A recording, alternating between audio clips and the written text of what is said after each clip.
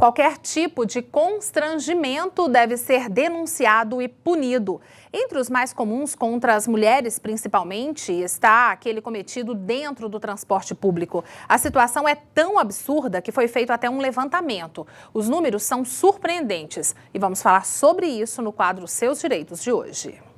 De acordo com uma pesquisa feita pela jornalista Karen Rueck, das 7.700 mulheres entrevistadas, 99,6% já sofreram algum tipo de assédio sexual nos transportes públicos e também na rua. Ônibus lotado, pessoas em pé, sentadas, não tem jeito.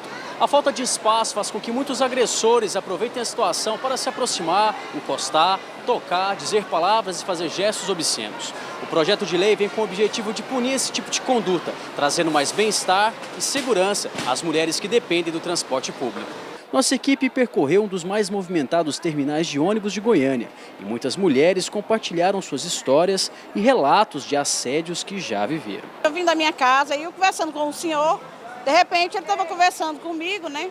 Aí de repente ele ficou nervoso e eu percebi que ele estava com assédio sexual por cima de mim, né?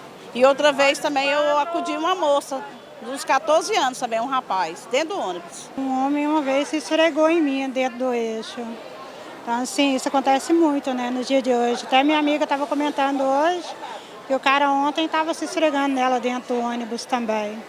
Isso está acontecendo muito, né? Essa questão de ficar encostando, esfregando, aproveita, né, o movimento do ônibus, o ônibus lotado, é frequente. Bom, para saber como a pessoa deve proceder em casos assim, eu converso agora com o advogado Rodrigo Lustosa. Olá, Rodrigo, boa tarde, tudo bem? Boa tarde, Lira. Rodrigo, vamos explicar primeiro o que é o assédio e o que é o constrangimento. Tem essa diferença em relação a esse tipo de problema? Especificamente quanto a essa situação que nós estamos tratando, essa conduta, ela pode constituir variados tipos penais. Ela pode ir desde a importunação ofensiva ao pudor, que é uma simples contravenção, punido com pena de multa, e pode chegar a configurar, conforme o contexto fático, até mesmo o crime de estupro. Isso porque a nossa lei atualmente prevê como estupro não apenas a conjunção carnal, mas qualquer ato libidinoso, ainda que diverso da conjunção carnal, existindo constrangimento mediante violência ou grave ameaça, é configurador do crime de estupro. Então, o que a gente vê aí constantemente nos ônibus tem punição, qualquer tipo que seja. Tem punição, é preciso observar em cada caso concreto qual aquela conduta objetivamente perpetrada pelo agente para que se faça a classificação jurídica adequada. Mas nós temos leis que prevêem, melhor dizendo, punições para essas condutas. Portanto, em se tratando de um projeto de lei, e é o que temos aqui, estamos debatendo, não é uma novidade, é uma modificação na realidade jurídica que já existe. Seria não é bater o martelo, bater uma pedra em relação a isso, é criar novos dispositivos? É criar novos dispositivos. Há uma grande fé, e me parece muitas vezes equivocada, da população em geral, nas soluções dadas pelo direito penal.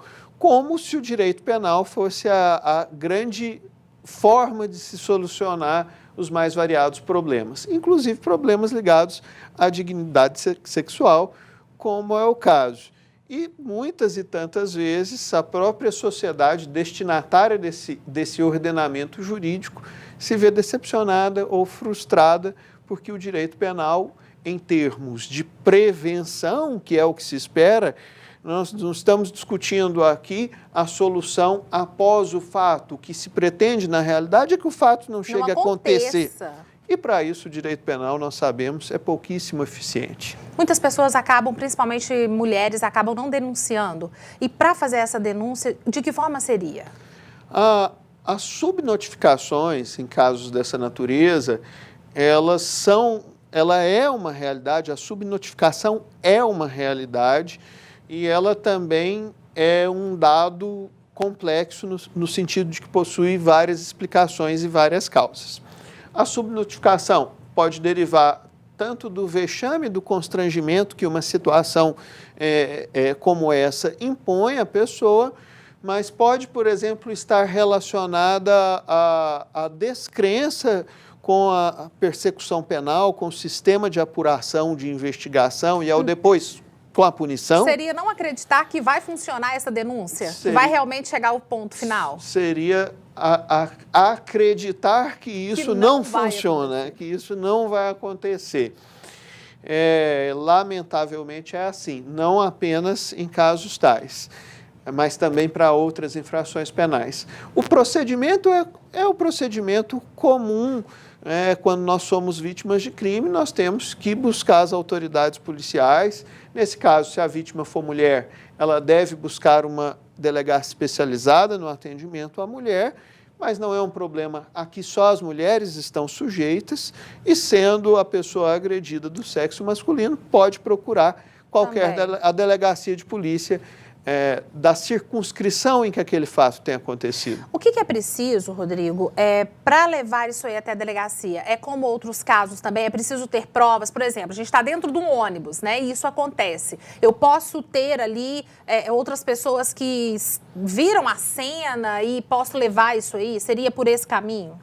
Sim, cabe à polícia investigar. Lembrando que a falsa atribuição de crime a alguém também é algo que constitui crime, não é? E também, só lembrando que te cortando um pouquinho, Imagina. Por exemplo, pessoas um pouco mais assim, né, nervosas, elas, por exemplo, a mulher vai e bate na pessoa que cometeu esse crime, ela também pode ser incriminada? Infelizmente?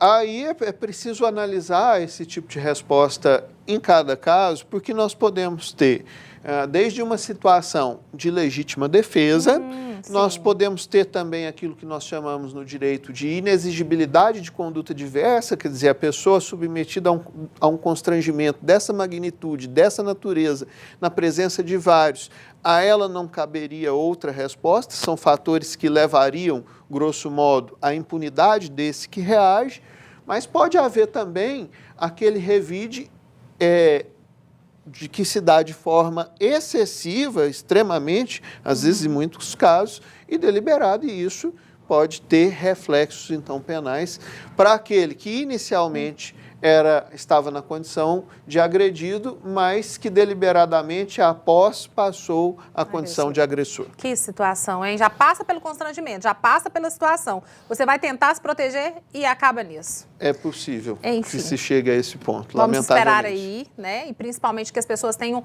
educação em relação a qualquer tipo de contato ou qualquer relacionamento entre as pessoas. E que o transporte também não propicie práticas dessa natureza. natureza. Também, né? Com certeza. Rodrigo, obrigada. Mais uma vez aqui com a gente. Eu que agradeço, muitíssimo obrigado.